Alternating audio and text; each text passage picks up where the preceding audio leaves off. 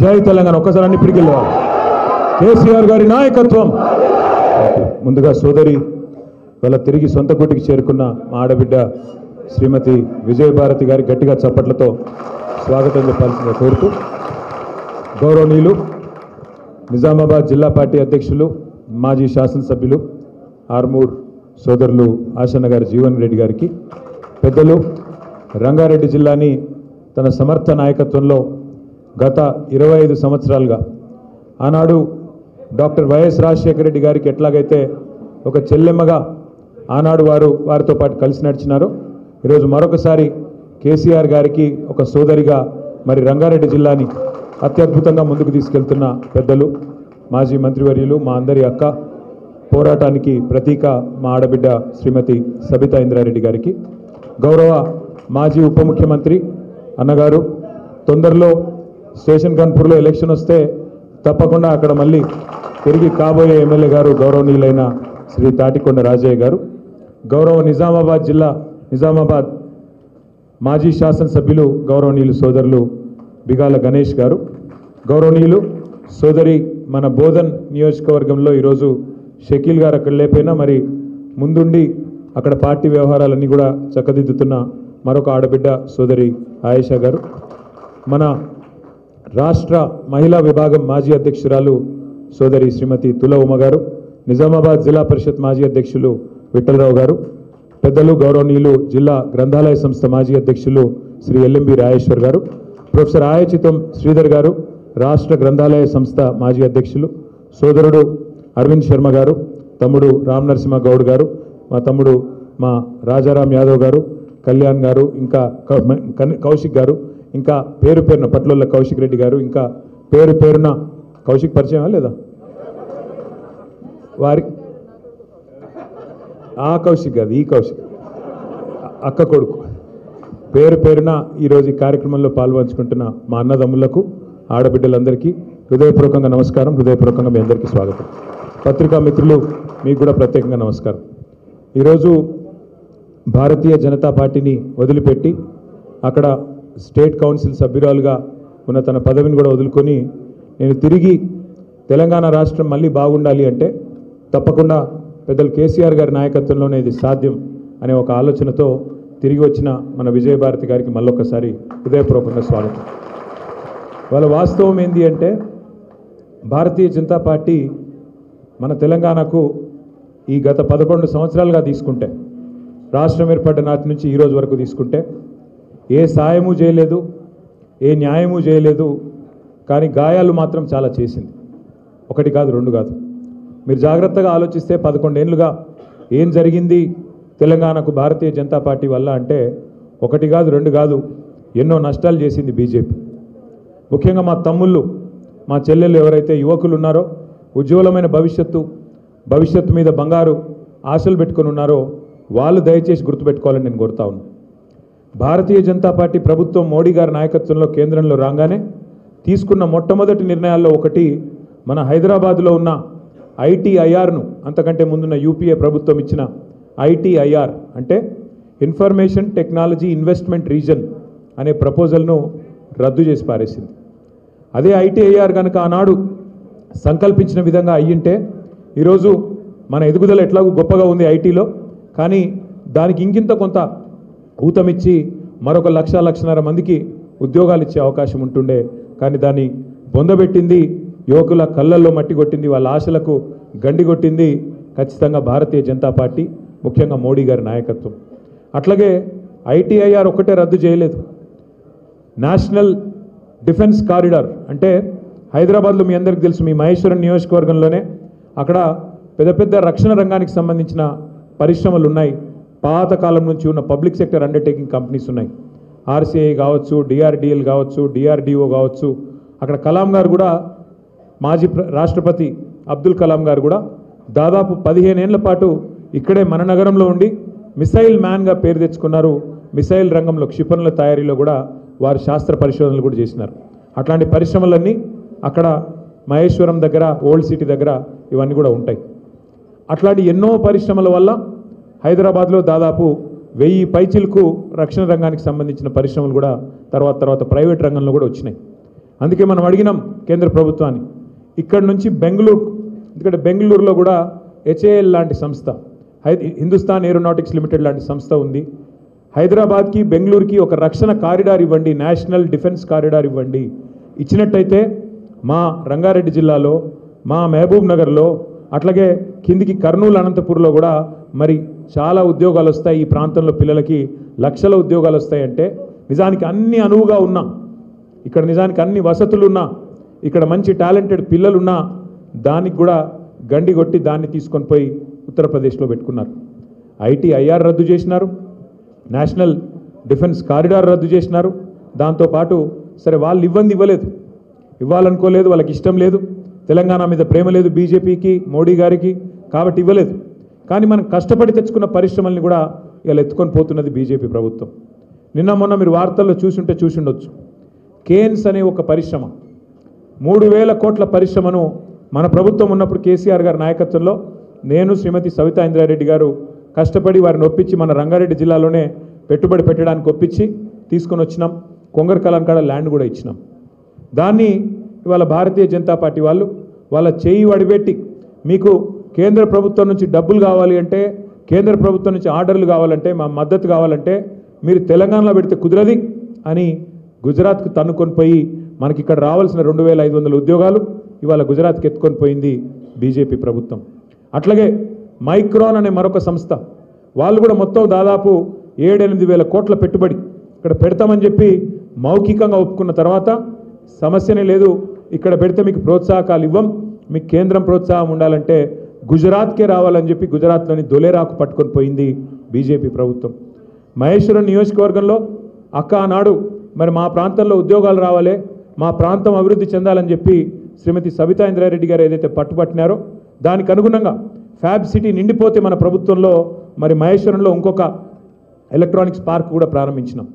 అందులో 10 ఎకరాల స్థలం ఒక company advance system intelligent chip design అనే కంపెనీకి ఇస్తే వారికి మరి రాకుండా చేసి దాన్ని కూడా ఇవాళ తమ భాగస్వామి అయిన ఎన్డీఏ భాగస్వామి అయిన తెలుగుదేశం పార్టీ నడుపుతున్న ఆంధ్రప్రదేశ్ రాష్ట్రానికి దాన్ని కూడా మొన్ననే మంజూరు చేసింది బీజేపీ ప్రభుత్వం. ఇవి నేను చెప్పిన ఈ మచ్చుకు 3 మాత్రమే. మచ్చుకు 3: ఐటీఐఆర్ రద్దు, నేషనల్ డిఫెన్స్ కారిడార్ రద్దు, అట్లాగే ఇక్కడ మనం తెచ్చుకున్న పరిశ్రమల్ని కూడా తీసుకొని పోయింది మోడీ గారి నాయకత్వంలోని భారతీయ జనతా పార్టీ. ఇంత మాత్రమే కాదు, శ్రీమతి సబితా ఇంద్రారెడ్డి గారు విద్యాశాఖ మంత్రిగా ఉన్నప్పుడు ఒకసారి కాదు ఎన్నోసార్లు ఢిల్లీకి పోయి అక్కడ పెద్దలను అడిగినాం, మీరు చట్టం ప్రకారం మాకేం మీరు మెహర్బానీ చేస్తలేరు, చట్టం ప్రకారం మీరు మాకు ఇవ్వాలి, నవోదయ పాఠశాలలు కొత్త జిల్లా ఏర్పడితే జిల్లాకొకటి మీరు ఇవ్వాలి. నిజామాబాద్ ఒక ఉమ్మడి జిల్లా ఉండే, తర్వాత కామారెడ్డి కొత్త జిల్లా అయింది, మరి కామారెడ్డికి ఒక నవోదయ ఇవ్వాలి. మా రంగారెడ్డి ఉమ్మడి జిల్లా ఒకటి ఉండే, కొత్తగా మేడ్చల్ అయింది, వికారాబాద్ అయింది, మరి వికారాబాద్కు అట్లాగే మేడ్చల్ కూడా ఒక్కొక్క నవోదయ ఇవ్వాలి. అట్లాగే 10 జిల్లాల తెలంగాణ 32 జిల్లాలు అయింది, మరి ఇంకో 22 జిల్లాల్లో నవోదయ పాఠశాలలు ఇవ్వాలంటే ఇప్పటి వరకు నవోదయ పాఠశాలలు కూడా ఒక్కటి కూడా మంజూరు చేయలేదు మోడీ ప్రభుత్వం. పాఠశాలలు కాదు, ఏ ఒక్క విద్యా సంస్థ ఈరోజు వరకు. కరీంనగర్లో IIIT దాదాపు 2014 కొద్దిగా అటు ఇటుగా మంజూరు అయింది, కానీ దాన్ని కూడా అడ్డుకున్నది బీజేపీ ప్రభుత్వం. అట్లాగే Indian institute of management IIM, ఇవాళ భారతదేశంలోని అన్ని రాష్ట్రాల్లో ఉంది IIM, కేవలం ఒక మన రాష్ట్రంలో మాత్రమే లేదు. మరి మాకు ఇవ్వండి, మా వరంగల్లోనో మా కరీంనగర్లోనో లేదా మా మహబూబ్నగర్లోనో నల్గొండలో మీ ఇష్టం ఉన్న కాడి ఇవ్వండి అంటే దాన్ని కూడా ఎత్తగొట్టింది, విద్యార్థుల నోట్లో మట్టి కొట్టింది బీజేపీ ప్రభుత్వం. ఇవి మాత్రమే కాదు, 157 మెడికల్ కళాశాలలు భారతదేశం మొత్తం ఇచ్చి మనకు ఒక్క కాలేజ్ కూడా తెలంగాణకి ఇవ్వకుండా విద్యార్థులకు, తెలంగాణ యువతకు మరి అవకాశాలు రాకుండా చేయాలని కుట్ర పన్నింది. ఆనాడు మనకు సహకరించకుండా ఇబ్బంది పెట్టింది భారతీయ జనతా పార్టీ నాయకత్వం. చెప్పుకుంటూ పోతే ఎన్నో ఉన్నాయి. ఇక్కడ ముఖ్యమంత్రి గారేమో 6 గ్యారెంటీలకు పాతరేసే ప్రయత్నం చేస్తూ ఉన్నాడు, అక్కడ వాళ్ళేమో విభజన హామీలన్నిటికీ పాతరేసే ప్రయత్నం చేస్తున్నారు. బయ్యారంలో ఉక్కు కర్మాగారం పెడతామన్నారు, అడ్రస్ లేదు. కాజీపేటలో కోచ్ ఫ్యాక్టరీ అన్నారు, పత్తా లేదు. అట్లా చెప్పుకుంటూ పోతే 1-2 కాదు, ఇచ్చిన ప్రతి హామీని తుంగలో దొక్కినారు. కేవలం విద్యార్థులకు, యువతకు మాత్రమే కాదు, తెలంగాణ రైతాంగానికి కూడా తీరని అన్యాయం చేసిందే బీజేపీ. ముఖ్యంగా మీ ఆర్మూరులో అయితే పసుపు బోర్డు విషయం నాకంటే బాగా మీకే తెలుసు. ఒక బోర్డు వచ్చింది తప్ప దానివల్ల ఏమి లేదు. బోర్డు అంటే అది కూడా పెట్టుకునే బోర్డు, ఆడ ఆఫీస్ కాదు, మన్ను కాదు, పెట్టుకునే బోర్డు. అయితే అదొక్కటే కాదు, ఇవాళ రంగారెడ్డి, మహబూబ్ నగర్ జిల్లాలు, 2 జిల్లాలు కూడా ఇటు గోదావరి జలాలను ఒక్కొక్క నీటి బొట్టును ఒడిసిపెట్టి ఉత్తర తెలంగాణను సస్యశ్యామలం చేయాలన్న ఆలోచనతో కాళేశ్వరం, అట్లాగే దక్షిణ తెలంగాణకు ప్రాణవాయువు అయిన పాలమూరు రంగారెడ్డి ఎత్తిపోతల పథకం ద్వారా కృష్ణా నీళ్ళను తీసుకొచ్చి ఈ ప్రాంతాన్ని సస్యశ్యామలం చేయాలని చెప్పి కేసీఆర్ గారి నాయకత్వంలో పాలమూరు రంగారెడ్డి ఎత్తిపోతల పథకం మనం ప్రారంభించుకున్నాం. 2014లో ఆనాడు శ్రీమతి సుష్మా స్వరాజ్ గారు మహబూబ్ నగర్కి వచ్చినారు. వచ్చి మహబూబ్ నగర్లో పబ్లిక్ మీటింగ్లో అనౌన్స్ చేసినారు, మా భారతీయ జనతా పార్టీ ప్రభుత్వం వస్తే పాలమూరు రంగారెడ్డి ఎత్తిపోతల పథకానికి జాతీయ ప్రాజెక్టు హోదా ఇస్తామని చెప్పినారు. కానీ ఈరోజు వరకు 10 సార్లు కాదు 100 సార్లు అడిగినా అటు పాలమూరు రంగారెడ్డి ఎత్తిపోతల పథకానికి కానీ ఇటు కాళేశ్వరానికి కానీ జాతీయ హోదా ఇవ్వడానికి మోడీ గారికి మనసు రాలేదు. బీజేపీకి మన రైతాంగం మీద కానీ మన రాష్ట్రం మీద కానీ ఎన్నడూ ప్రేమ లేదు, భవిష్యత్తులో కూడా ఉండబోదు. అట్లాగే ఇప్పుడు కొత్తగా విచిత్రమైన ప్రతిపాదన మీరు చూసే ఉంటారు, నిన్న మొన్న చాలా విచిత్రమైన ప్రతిపాదన. గోదావరి నీళ్లు తెలంగాణకు వద్దంట, గోదావరి నీళ్లు కిందికి పోవాలంట, ఆంధ్రాకు పోవాలంట, ఆంధ్ర నుంచి కావేరీ ద్వారా కర్ణాటక మీదుగా తమిళనాడు దాకా పోవాలంట. మరి తెలంగాణకు ఎక్కడి నుంచి నీళ్ళు ఇస్తారంటే హిమాలయ మంచు కొండలు కరిగి నీళ్ళు వస్తాయి చూడు, ఆ నీళ్లు మనకిస్తారంట. 11 ఏళ్లలో పైసా ఈనోడంట హిమాలయాల మంచు కొండల నుంచి మనకు నీళ్లు తెచ్చిస్తారంట. అది మనం నమ్మాలంట. నమ్మి మోడీ గారికి జై కొట్టి ఈ నదుల అనుసంధానానికి మనందరం కూడా జేజేలు పలుకుతూ మనందరం కూడా బీజేపీకి మరొకసారి ఓట్లేసి మన ఏళ్ళతో మనకన్నే పొడుచుకోవాలి. 8 మంది ఎంపీలు ఉన్నారు బీజేపీ వాళ్ళు, 8 మంది, కాంగ్రెస్ వాళ్ళు 8 మంది, బీజేపీ వాళ్ళు 8 మంది. దొంగలు కలిసి ఊర్లు పంచుకుని అంటారు. ఒక అట్లనే ఉన్నది కరెక్ట్గా 16, ఒకటి మజ్లిస్సు, 17లో ఒకటి మజ్లిస్సు, ఇంకొక 16 మిగిలితే 8 వాళ్ళు 8 వీళ్ళు. మరి 16 మంది ఉన్నారు. ఒక్కటంటే ఒక్కరోజు బీజేపీ ఎంపీలు ఎన్నడన్నా ఏమయ్యా రేవంత్ రెడ్డి గారు ఏది నువ్వు ఇస్తానన్న 4000 పెన్షను అని అడగంగా మీరు చూసిర్రా? ఎన్నడన్నా 6 గ్యారంటీలు ఏమైనా రేవంత్ రెడ్డి గారు అని ఒక్క బీజేపీ ఎంపీ మాట్లాడతాడా? తులం బంగారం ఏమైందని మాట్లాడతాడా? రైతు బంధు ఎందుకు వేస్తలేవని మాట్లాడతారా ఒక్క బీజేపీ ఎంపీ? రైతు రుణమాఫీ ఎందుకు జరుగుతలేదని మాట్లాడతారా? ఒక్కరు మాట్లాడరు. కానీ కేసీఆర్ గారి మీద మాత్రం ఒంటికాలతో లేస్తారు బీజేపీ వాళ్ళంతా. రేవంత్ రెడ్డికి రక్షణగా, రేవంత్ రెడ్డికి సహాయంగా, రేవంత్ రెడ్డి చేసే ప్రతి తప్పును వాళ్ళే కవర్ చేస్తూ కాపాడుతూ ఇవాళ మొత్తం రేవంత్ రెడ్డికి ఒక రక్షణ కవచంలాగా నిలబడ్డదే ఈ బీజేపీ ఎంపీలు, ఇక్కడ ఉన్న బీజేపీ పార్టీ. నేనేదో ఉత్తగానే చెప్తలేను, ఒకసారి మీరు ఆలోచించండి, జాగ్రత్తగా ఆలోచించండి. మేము ఢిల్లీ దాకా పోయినాం. రేవంత్ రెడ్డి గారు ఆయన బావమరిదికి 1137 కోట్ల కాంట్రాక్ట్ ఇచ్చిండు మీ కేంద్ర ప్రభుత్వ స్కీమ్లో. మీ జాతీయ పార్టీ అక్కడ ప్రభుత్వం ఏదైతే ఉన్నదో కేంద్రంలో మీరు ఒక అమృత్ అనే ఒక పథకం తెచ్చిండ్రు. దానివల్ల పట్టణాల్లో మంచినీళ్ళు ఇవ్వాలని పథకం. ఆ పథకంలో ఏ అర్హత లేకపోయినా, సాంకేతిక అర్హత కానీ ఆర్థిక అర్హత కానీ లేకపోయినా రేవంత్ రెడ్డి తన బావమరిదికి 1137 కోట్ల కాంట్రాక్ట్ ఇచ్చిండు అని ఆధారాలతో సహా కేంద్ర ప్రభుత్వానికి మేము కంప్లైంట్ చేసి వస్తే ఈరోజు వరకు ఉలుకు లేదు, పలుకు లేదు, దున్నపోతు మీద వానబడ్డట్టే ఉన్నది తప్ప ఇప్పటి వరకు స్పందన లేదు. అట్లాగే ఒక ఇదే కాదు, అట్లాగే ఎంత ఘోరం అంటే అక్కడనేమో రేవంత్ రెడ్డి గారు బావమరిదికి కేంద్ర ప్రభుత్వంలో బీజేపీ వాళ్ళు వర్కులు ఇస్తారు. ఇక్కడనేమో బీజేపీ ఎంపీకి 1300 కోట్ల వరకు మహేశ్వరం నియోజకవర్గం, కల్వకుర్తి నియోజకవర్గంలో అక్కడ కొత్త రోడ్ వేస్తారట, 350 ఫీట్ల రోడ్డు. ఆ వరకు బీజేపీ ఎంపీకి రేవంత్ రెడ్డి గారు ఇస్తారు. ఇంతకంటే మంచి దోస్తాను ఎక్కడైనా ఉంటుందా? అక్కడనేమో రేవంత్ రెడ్డి బావమరిదిని కాపాడతారు, ఇక్కడనేమో బీజేపీ ఎంపీకి ఎర్ర తివాచి పరిచి మొట్టమొదటిసారి కాంగ్రెస్ ప్రభుత్వంలో బీజేపీ ఎంపీలకు కాంట్రాక్ట్లు. దీని అర్థమైంది. మరి అర్థం చేసుకోవాలి మనం కూడా. సివిల్ సప్లైస్లో బియ్యం కొనుగోలులో కుంభకోణం జరిగింది అని ఆధారాలతో సహా ఈడీకి కంప్లైంట్ చేస్తే అక్కడికి ఎవరు రారు. ఏ ఈడీ మాట్లాడది, కేంద్ర ప్రభుత్వం మాట్లాడది, ఒక బీజేపీ ఎంపీ మాట్లాడాడు, ఒక బీజేపీ ఎమ్మెల్యే అంతకంటే మాట్లాడాడు. ఇంకా ఘోరం ఏంటంటే ఇక్కడ కంచెకచ్చిబౌలి భూములు మీరు చూసి ఉండొచ్చు, హైదరాబాద్ సెంట్రల్ యూనివర్సిటీ భూములు. అందులో రేవంత్ రెడ్డి గారు దుర్మార్గంగా 100 ఎకరాల అడవిని నరికేస్తుంటే ఇక్కడ ఉన్నోళ్ళు పట్టించుకోలే, ఇక్కడ ఉన్నోళ్ళే చేసినది. ఇక్కడున్న ప్రభుత్వమే అర్ధరాత్రి పోయి బుల్డోజర్లు పెట్టి మొత్తం జంగల్ కొట్టేస్తుంటే సుప్రీంకోర్టు చూసింది. ఇక్కడ ఉన్నోళ్ళు కేంద్ర ప్రభుత్వం వాళ్ళు ఉల్కలేదు, పలకలేదు, ఒక్క బీజేపీ ఎంపీ మాట్లాడాడు. సుప్రీంకోర్టు చూసి సుప్రీంకోర్టు ఒక కమిటీ వేసి ఆ కమిటీ తీర్పు చెప్పింది. ఏమని?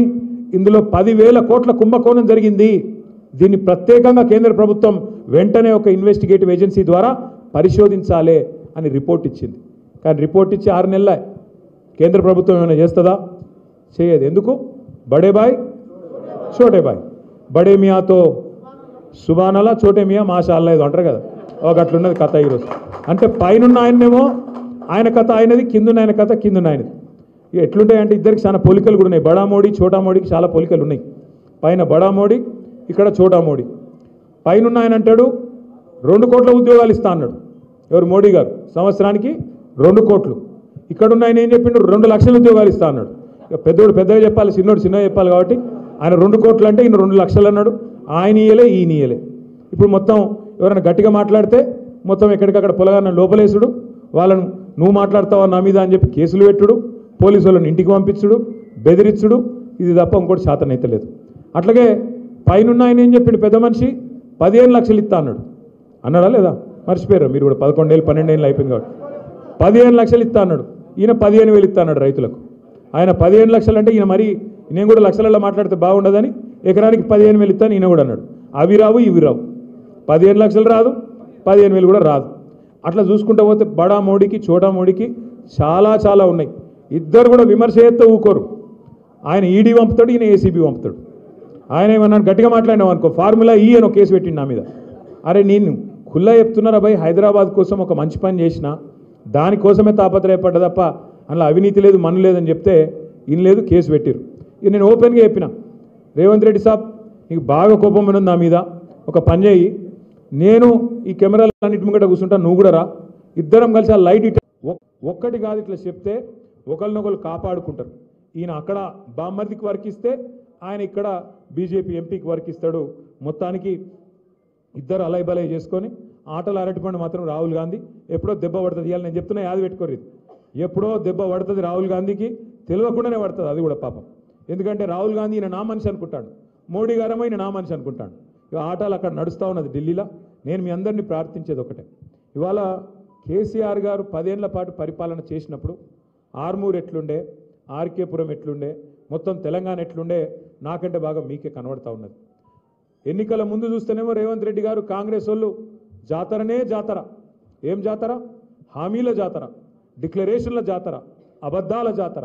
ఎక్కడికక్కడ ఇష్టం వచ్చిన వాగ్దానాలు చెప్పిండ్రు ఎన్నికలకు ముందు హామీల జాతర, అబద్ధాల జాతర, డిక్లరేషన్ల జాతర.